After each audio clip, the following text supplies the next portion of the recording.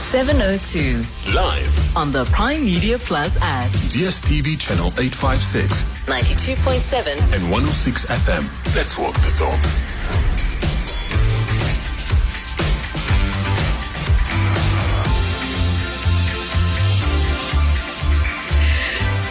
Eight minutes past 9. Good morning. Welcome to the Clement Manyathela Show. My name is Tshidi Madia. In for Clement this week. As I said, good morning to you. Happy Tuesday. How's your morning going? We'd love to know. We also want to know what's on your mind today. I'll tell you what. Patrice Motsepe, yes, he of CAF, he of Sundowns, he of Rainbow Minerals. He's on my mind a heck of a lot. He's on my mind a lot. I see he's being pitted as the ideal next commander-in-chief of the armed forces of the Republic. That's what I think about him a lot. Could that potentially be our next president? I keep asking myself, what does this even mean? If you've been paying attention to the media, you keep seeing his name come up. So that's one of the things that's on my mind. His great achievements are being highlighted. They are fantastic. But what does he stand for? I'm not too sure. Should that not be part of the measure? That's the conversation I want to pick your brain about a little bit when we start the show. Of course, we start the show as per usual with the open line. Anything goes. You raise the agenda, you put the issue on the table, and we try and dissect it and discuss that particular issue. 7:02. Let's walk the talk on 92.7 and 106 FM.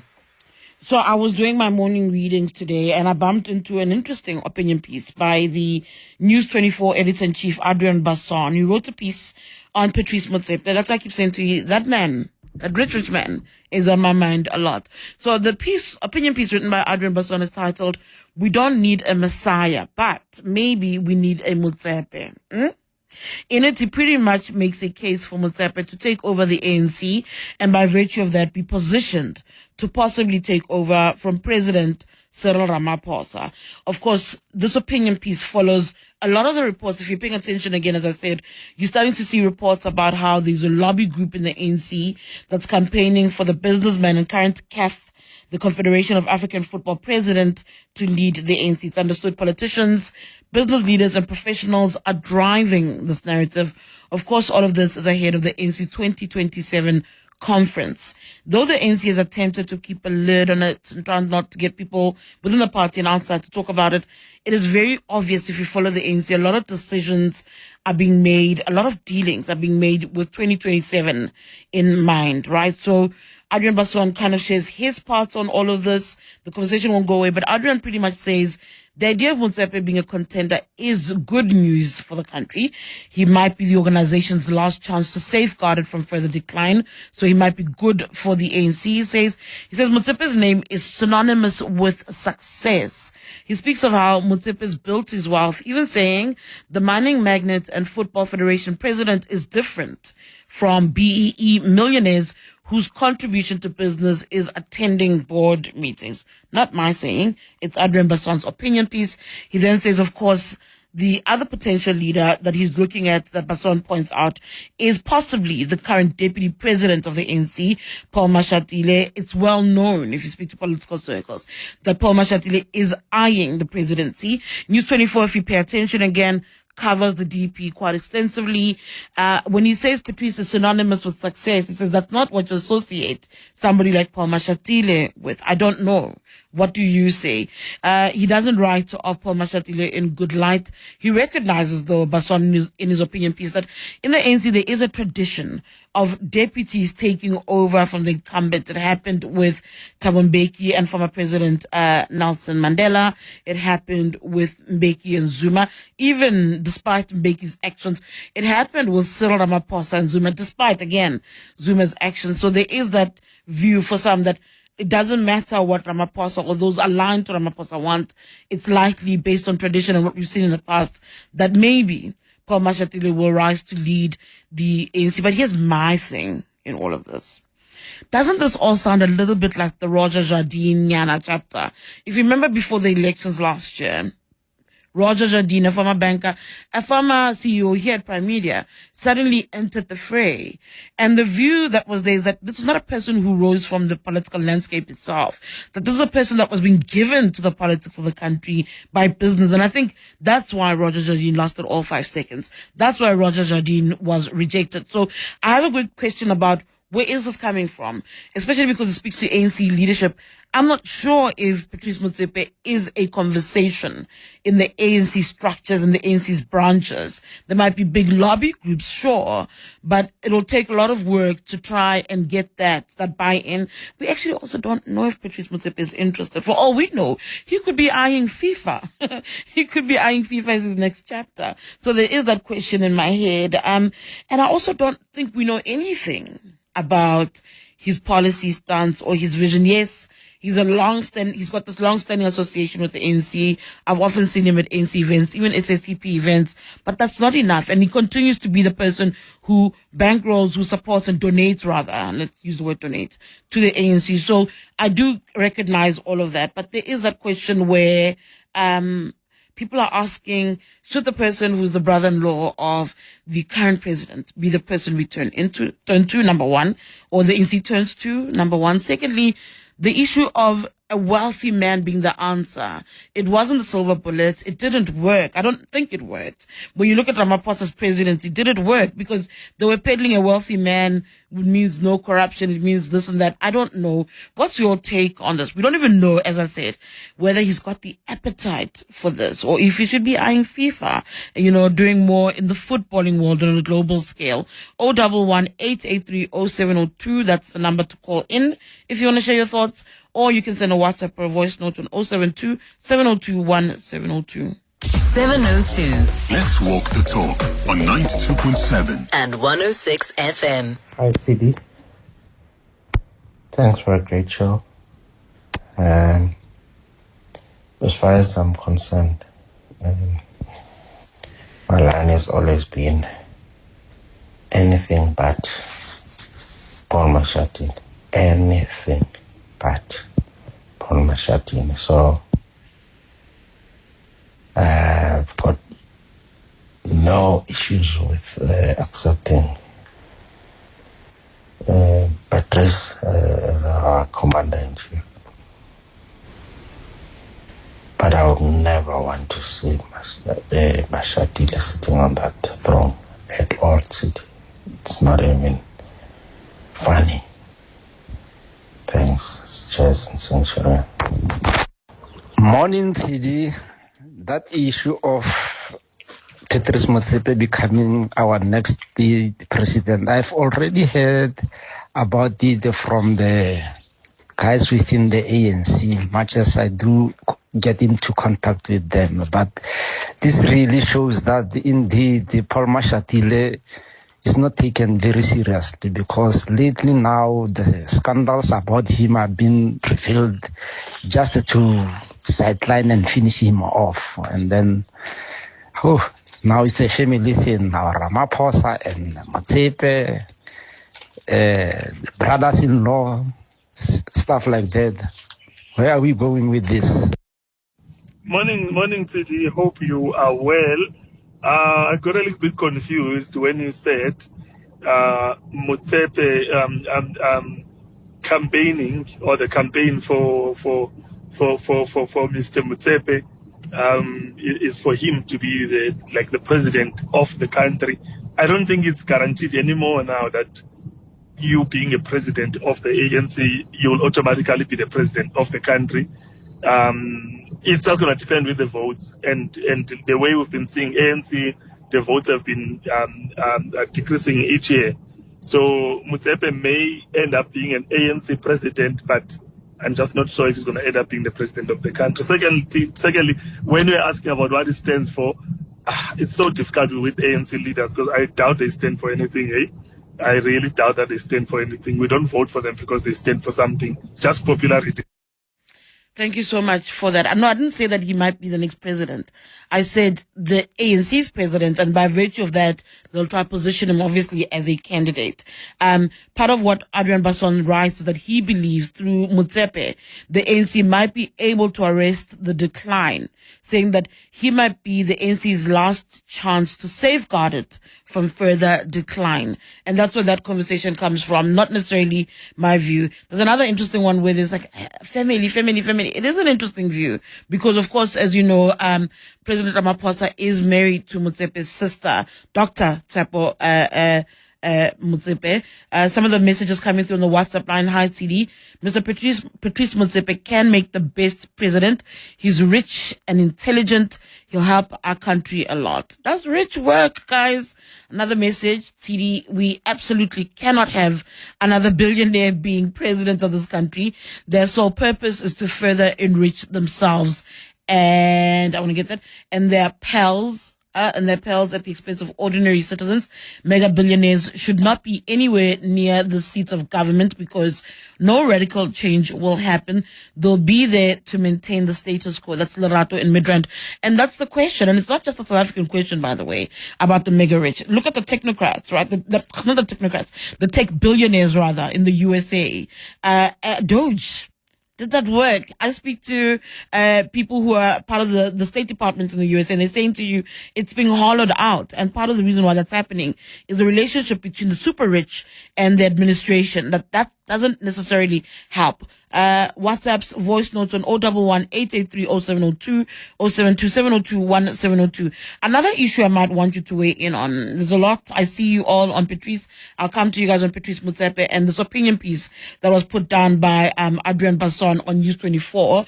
I also want you to weigh in on the fuel levy conversation. The EFF is taking this matter to the courts. It's actually being heard this morning in the Western Cape High Court. So tomorrow, though fuel costs should be going down, the price of diesel and petrol should actually be declining. Remember, it's the first Wednesday of the month. But because of Finance Minister Enoch Gondongwana's announcement last week of a fuel levy, we need to factor that in. It's supposed to kick in tomorrow. It will be the first increase in 3 years. The increase should be by about 4%. In petrol, that translates to about 16 cents. And then in diesel, it's about 15 cents a litre. The move, of course, was part of the minister's third attempt at the budget, and it's to make up for doing away with the VAT hike. Remember, they were forced to go to court to deal with that particular issue. They're being forced to go back. So the EFF is stepping in and is trying to force government's hand once again via the courts. They are in the court, as I said. The Reds are arguing that the process undertaken is wrong. It wants the court to suspend the decision. We are now hours away from the fuel levy being increased. It wants it to be halted from coming into effect tomorrow. It further says it is regressive tax. It says the minister's decision was irrational, economically harmful, and unlawfully implemented. The EFF says an increase without money, a money bill, could risk the entire national budget being declared invalid. It's a two-part application that they're putting before the courts. The minister himself has asked for the courts to dismiss the matter. It says that that the implementing agent, which is the Department of Minerals and Energy, is not cited in the papers, that he's got no powers in that regard. He was merely pronouncing on an increase. What is your reading of all of that? Mind you, there are organizations like OUTA that question the merit of the case being put forward by the EFF. What interests me is the lack of outrage about the fuel levy. I haven't heard the outrage as I heard it with the VAT increase. And could it be because the GNU partners are in agreement? I'm not sure. I wanted your take on this and whether or not you're concerned about it and what your reading is on this. It does feel very muted. But I'd also like you to weigh in on the fact that we're having government being forced to reconsider decisions via the courts. They're being forced consistently. That's going to be the new normal via the courts. So please weigh in on that. 011-883 0702 072 1702. I'm seeing a lot of your calls. I'm going to go to some of your calls very quickly. I'll start with John in Davidson. Hi. How are you? Good morning, John. Yes, go ahead. Yeah. I just want to put it straight. Those who are following soccer, and I think you are a little bit a good follower of soccer, you know what's happening.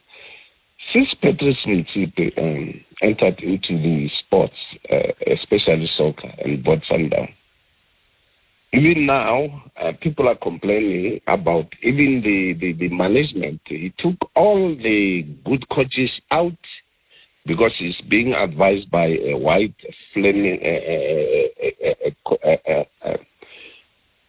person. He's the director of the club. Those coaches that were black African and good were expelled for no good reasons. Just imagine if you give him the country. It's going to be money. No, not reality. Not about the poor, not about the... But John, you must then remember this about Patrice Motsepe.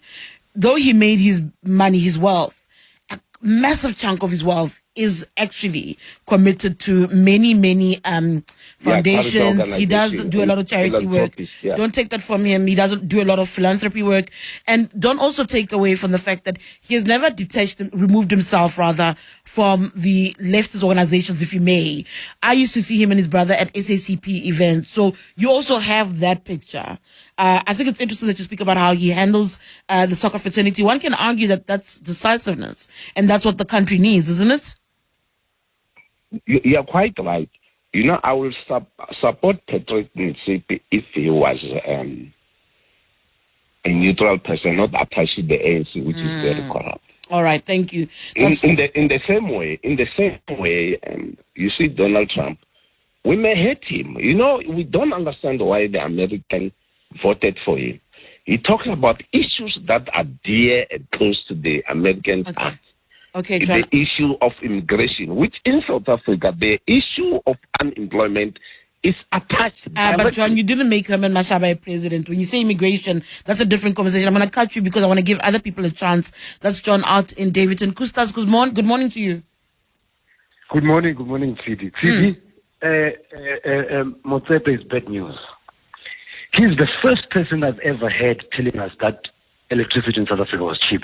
That was probably 10 years ago. There's that interview, you remember. This man went on an interview and said electricity is cheap in South Africa. So, guess what happened? Electricity is expensive in South Africa today.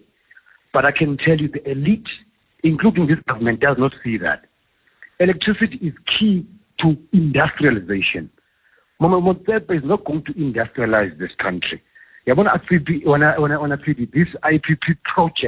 program that is run by this government is going to render this country bankrupt because they are investing in projects that do not translate to jobs. And it's a shame because we are sitting at a debt of 400 billion guarantees to the IPP sector with absolutely no sign of jobs. And we are giving them contracts left and right over to Eskom. Eskom, guess what happened? Charges us tariffs. So as long as this government continues this way, we will not see development, industrialization. Motsepe is just a version 2 of Ramaphosa, possibly the worst. Okay, Kusta says, okay, Kusta, okay. Kusta says possibly the worst version of Ramaphosa. My thing is, when somebody's name is being peddled like this, right, with the opinion pieces, he's the best thing that could happen to us, you actually don't know what he stands for. You don't know his views. You haven't interrogated his views well enough to know if this is what the country requires. James in the Joburg CBD, how are you? Good morning, James. How are you? Can you hear me? Loud and clear. Go ahead. Tshidi, for me, the question is who wants Motsepe? Motsepe is wanted by ANC oligarchs, the rich people, so that they can protect their wealth. I don't think an ordinary person wants Motsepe. Ordinary person wants a competent person, to understand, who's not defined in terms of his wealth, I mean, this argument of Motsepe being pandered, and we pushed through it, it's not an argument. Remember when Ramaphosa came into power? Oh, your line, James, is not great. Sorry, try that again.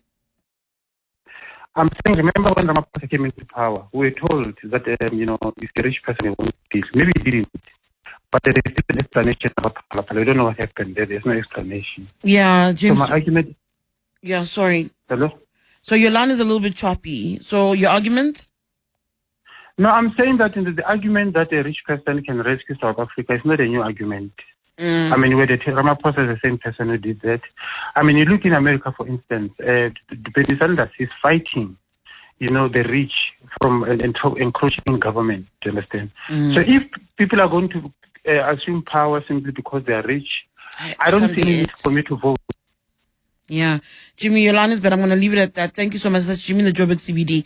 That it can't be about the money. Cannot be about somebody's worth that makes them viable, right? To be a great leader. It cannot be. It's got to take a lot more than that. If that was the case, we'd be cruising. We'd be happy. And we're not happy. We complain about so many things about our governance. And we complain about having a president that we feel is not decisive. So I don't know if it is about wealth. I don't believe it is about wealth. But Adrian Basson writing there a very interesting opinion piece about Patrice, that we might not need a messiah, but you might need a Motsepe.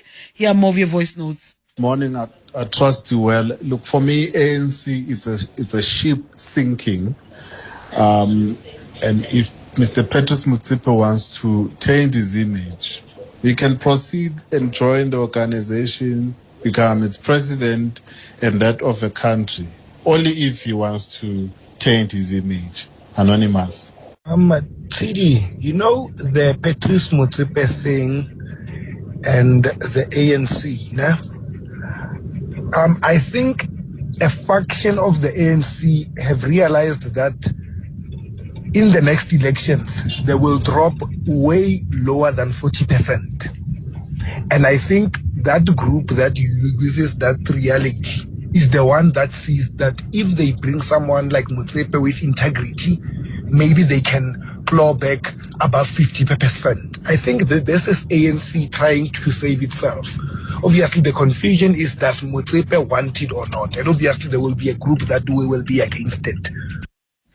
That's the big question. Does he want it or not? There's somebody wanting to speak about Motsepe's involvement in the ANC branches and events. And as I said, for most of my career, I've consistently seen him. The attachment to the NC's consistently been there. And that's a very important point to make. It's not like he's coming out of nowhere, but I'm also seeing a lot of reviews saying that this is a man who should actually stand on his own. And then that works. But that also actually raises other complications about the conversation of electoral reform, because though it made some progress, it didn't go far enough if you're asking those who are advocating for it. It is 9:30. Bali Zamini's got your headlines. Let's walk the talk. 702. 9:36, the Clement Manyathela Show. Tshidi Madia standing in for Clement Manyathela. I'll be with you until 12 o'clock, and then the midday report will roll in. We are discussing a variety of issues. It is the open line. You set the agenda, as I said. I was asking about the fuel levy earlier on. The EFF is in court fighting the fuel increase that's meant to kick in tomorrow. Part of my considerations, my conversation really is, should we always have government that's compelled to deal with these issues, to reconsider its take on issues in the courts? We saw it happening with the VAT hike not too long ago. We're seeing it with this. And there are questions about whether or not this is the right move and whether or not this matter before the courts will succeed. I want you to take a listen to some of the voice notes that have come through. It is. Tshidi, look, good morning. I think I can understand the EFF's position, because remember, we didn't know this stuff, but now we know, and we have seen it, how it played itself out. Actioners say Bosa were misled and stuff like that. And the courts did clarify that position. And right now, a big question to even a layperson like myself is, if the minister introduces this fuel levy hike, how is it different from that? And secondly, how come is that the parliament is yet to vote on a budget, but already the fuel levy is up? Is it that not even unconstitutional on itself? So yeah, but we wait and see. Sfiso. Thank you so much for that voice note, Sfiso. I actually have on the line with me Wayne Duvernay, who's also from OUTA, because OUTA, the Organization of Undoing Tax Abuse, has also weighed in on whether or not it thinks the EFF has a case here that is possibly winnable. I see that the EFF spokesperson, Sinawa Tambo, Wayne, good morning to you as you join me. Sinawa Tambo has actually responded to your comments. You spoke to the SABC, and so Sinawa Tambo looks at your views and he says that you make a strange and confusing argument, saying that on the one hand, you argue that the minister has followed all that is required in terms of the money bills in Parliament to increase the general fuel levy. But then in some strange way, you also go on to say that he doesn't need to. Just let's start with your position as outer on the fuel levy and the decision by the EFF to fight it in the courts. Yeah, hi. Thanks, Tshidi. So first of all, every year the Minister of Finance tables the budget. In the past, they've had a majority of ANC, and they get it through Parliament through the vote.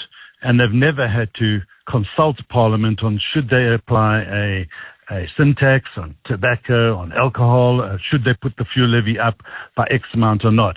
That's the decision of the finance minister, and it gets passed in Parliament through the majority vote. This year around, there was a difference because things have changed. They couldn't get through budget 1, 2, and they managed to do so in 3, and that includes the 16 cents in the fuel levy. Now, we're not advocating that the fuel levy should go up. In fact, we've been saying for years the minister should stop increasing that fuel levy, and he actually has done so for the last 3 years. It's at about R3.86. And it has increased by 110% over the last decade.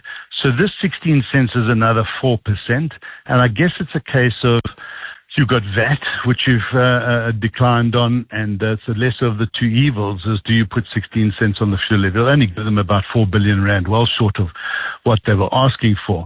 So all I was saying is that I don't think the EFF has an argument that they're going to win in court. I think the minister has followed due process on this matter, but let's see what happens. We can't see how they're going to convince the court that the minister hasn't done it properly. But to motorists, when the conversation will still be, this is unfair, what must happen, what are alternatives? I mean, you are right in saying you're not necessarily advocating for the increase in the levy. There are no other remedies. I mean, I listened to Deputy President Paul Mashatile saying that the ministers looked at all the other avenues and there was no other place but to go this particular direction. From Outer's perspective. Yeah, look, I mean, we've been saying for many years now that the government should stop coming to the public for tax increases, whether it's company tax, PAYE, VAT, fuel levies. They've done so incessantly for too long now. They should be looking introspectively. They should be cutting their own cloth, tightening their belts, deal with waste, deal with corruption, maladministration and inefficient systems. And it's sad that fortunately, the new government of national unity has now sent them back to the drawing board, and they're having to go that route with some adjustments to the fuel levy, which again is a last resort, and we would not want that, but they've got those powers. Remember, the fuel levy went up every year for the last, prior to democracy and after democracy, 20, 25 cents every single year. It went from below 2 rand in 2014 or 2010, 2014 up until 3 rand 86 cents.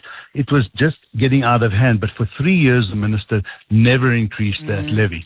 We do say that government needs to start reducing the waste, deal with corruption seriously now, and stop coming to us for more money until they get that right, and until they follow the recommendations from the commissioner that said, invest in SARS and they'll go and fetch more uncollected taxes. That's where they should be looking there. But they've been lazy.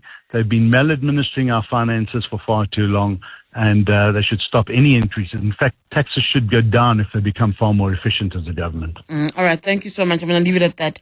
That's Wayne Duvenage from the Organization of Undoing Tax Abuse. Speaking there about that matter that's before the Western Cape High Court today, the EFF is challenging that fuel levy that's meant to increase, that's meant to kick in tomorrow. And he is correct that it's been 3 years of no increase, but to make up for the VAT hike that was dealt with in the courts, the minister is now turning to the fuel levy. The EFF saying actually that's a no-go as well. And it's also tight because it's meant to kick in, tight in terms of time. The constraints are really tight because it's meant to kick in tomorrow. So we'll see how that unfolds. I do know that EWN is following that story, so we'll listen out for that throughout the day. 011-883-0702 for your calls.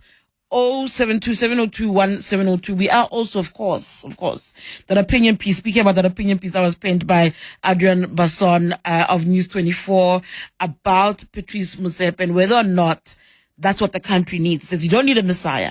maybe you need Motsepe. It's the same thing, man, with it, like the previous caller has said. If petrol goes up, everything is delivered with petrol. So everything is going to go up. Food is going to go up. Everything is going to go up. In fact, it might be even worse than the 0.5% that was introduced. So I don't know. I don't know how government must get their money or where they must get it from, but it seems they're too desperate. They must just, I don't know, maybe try, let's just leave it, or maybe they must get it somewhere where they can get it once off. Good morning, my favorite political journalist, Tshidi Madia. I think the ANC must just amend their constitution and allow Ramaphosa to serve for the third time. Thank you very much. Peter Mailamacham from Lesotho. Peter, a third term. Anyway, I don't think that he can be stopped, by the way, from serving as a party president for a third term. Not the country's, thank goodness. Our country has limitations, and thank goodness for that. I'm seeing a lot of feedback also on Twitter about the Patrice Motsepe question. Somebody actually just posted, I think it's Romano Ramabulana, just posted a picture of Patrice in 1994 saying, but he is a comrade. I'm not saying he's not a comrade. He is a comrade. I'm saying I don't think we have enough of knowledge of what he stands for. And Bazima Shilowa, also once upon a time in the ANC, former premier, says that this is how he takes it. He says he's a sponsored candidate. It'll be up to the ANC to decide, but it will be up to the electorate to decide later. When you find out what he stands for, social and economic policy, health and education, wake me up. I have a few bridges to sell you. Ben in Johannesburg, you also want to weigh in on Patrice Motsepe. Yes, good morning to you. Morning. First of all, I'd love to thank you so much for representing us at the highest stage where you became the presidential spokesperson when the president wasn't one. Thank you so much. We appreciate that. Ben. Okay, let's focus We're on indebted today. to you. Okay, No, we're indebted Ben. to you in not being embarrassed in that way. But anyway. Sure. Number two, Patrice Motsepe does not have a constituency. Now, if you look at how you're supposed to have a constituency, you're supposed to have a heart for the people. It doesn't have to be about money. It's about how you affiliate with the people. It's how people affiliate with you. The guy does not have that. Number three, Patrice Motsepe is in the project of the white people for the past 30 years. One thing that you have to give to these white people is right. 30 years in advance, people don't say it. Until one day, boom, they push their candidates. If you follow most of these financial magazines, they've been pushing him into the spotlight. They've been making him look good, so that it goes into the people's sight as a guy that can take this country next heights, but it's actually not. Then the last point, my dear, the last point. Okay. Where white people show love, red flag. Where white people show disdain, that's where you're supposed to go to. The future of this continent is militarily. Hold on, Ben. The future of the continent is what? Militarily, meaning like, the people that come from the military, like Traore as an example. People who think like soldiers. So People undemocratic means of assuming power is the future of the continent. No. Loyalty to the flag. Loyalty to the flag. Ben, I want you to go back a few parts for me. I heard you saying now he doesn't have a constituency. I want to maybe unpack that a little bit. Do you realize that Ramaphosa actually also didn't have one per se? That you can actually manage that through who supports you within the system. And I think that's part of the flag that Adrian Basson himself raises, that Patrice will be accused of trying to buy his way. Motsepe, if indeed he does go ahead, there'll be but you bought your way to power. Like Ramaphosa, we all know about the CR17 bank statements. Let me ask you, my dear, what has Patrice Motsepe done? We talk about his money going into these organizations whereby they give away money. Where is that money going to? What has it done? So Show me the receipts. His philanthropy. You want his philanthropy. You're not convinced about the work that he does as far as philanthropy is concerned. You're not even convinced about the work he's done as far as Sundowns is concerned. And hold on, because here I think you got to be fair in your assessment, right? Because even with Sundowns, right, raising the bar as far as the figures and salaries of soccer players, that was attributed to him, was it not? Was that a lie? The best paying club in South Africa is Kaizer Chiefs. I don't think so. Abel just laughed. I don't know much about soccer, but Abel knows more than me, and he just started laughing. So I don't know. Hold on. You can check that. I'm going to, Ben. The most paying club with salaries in South Africa. Even if it is the best paid at the moment, I said to you, did he not level the playing field? Did he not raise the bar? Because also you can't take that from him. That would be unfair. If we look back in history, there was a point where his players were the envy of everybody because they were being treated better. I don't think that's a lie. No, the people are treated better. Trust me, my dear. FIFA even knows that. That's the reason why when FIFA comes to Africa, they don't go to Sundown. They go to the Chiefs. Okay, Ben. Thank you. I'm going to leave that, Ben. I don't know if that's true. I'm going to check that. That's Ben out in Joburg. I'm going to take a quick break. Denzel, I'm going to come to you just now. For more about 702, go to primemediaplus.com. 9:52, the Clement Manyathela Show, Tshidi Madia in for Clement. We're discussing a variety of issues. It's the open line. We're speaking now about Patrice Motsepe and an opinion piece written by the editor-in-chief at News 24, Adrian Basson, saying we might not need a messiah, but we need a Motsepe. Just before we're going on the break, somebody raised an issue saying that they need receipts. What does Patrice do? I think go visit the Motsepe Foundation website and look at the work that's been done at Sefako Mahato, health sciences, the work in music, in youth, helping with youth programs. There's actually quite a lot that they do in sports as well. I think go do the reading yourself. Let's just not write. I don't want to write off somebody's contributions to society because I don't necessarily agree with the political conversation being put on the table. I think go read yourself. Denzel in Rodeport, hi. How are you? Very good, Denzel. You also wanted to weigh in on Adrian Basson's view that we need a Motsepe? Yes. So I wanted to say, with people can say one thing and mean another, right? Especially in politics. So the argument that we don't know what Motsepe is, the argument that Motsepe hasn't told us what he stands for is not a great one. I think he's a public figure, he's in the spotlight, his actions are visible to us. So I think we must rather judge him on his past actions. And that's a better indication of his beliefs rather than wanting him to say what he stands for. I take that. Thank you so much. That's short and sweet. Denzel in Rodeport saying that we must stop saying we don't know what he stands for, but look at the CV, look at the work that he's done. I say as far as philanthropy is concerned, look at that.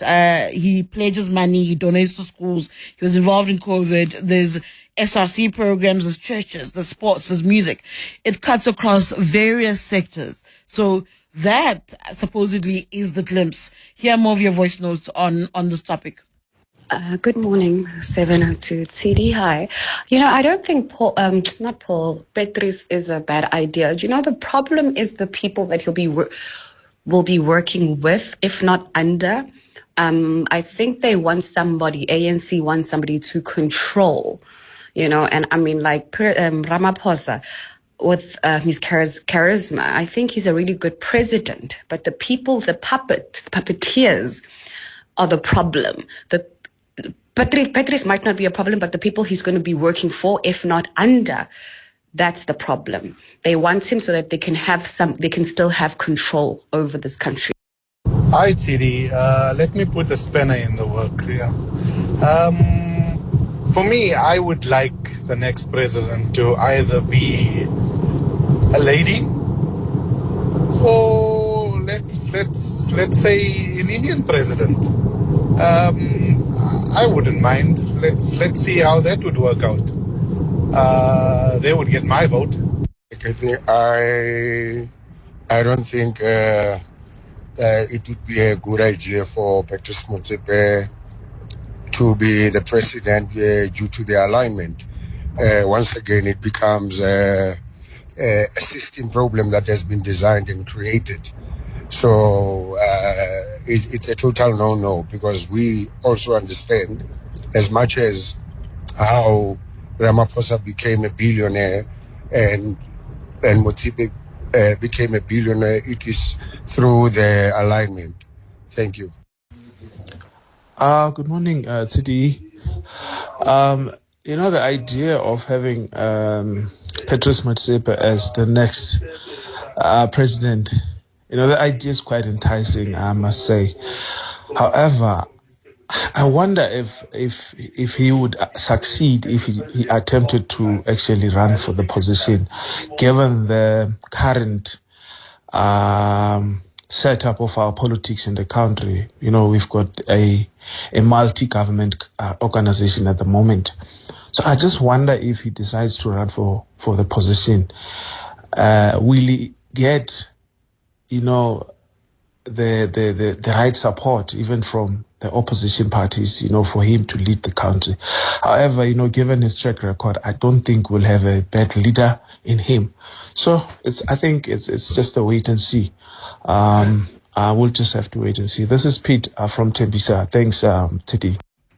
Thank you so much for that, Pete, and thank you for the WhatsApp. Pete, I actually think that he would be able to get the political parties to work well with him. I think so. I'm not sure.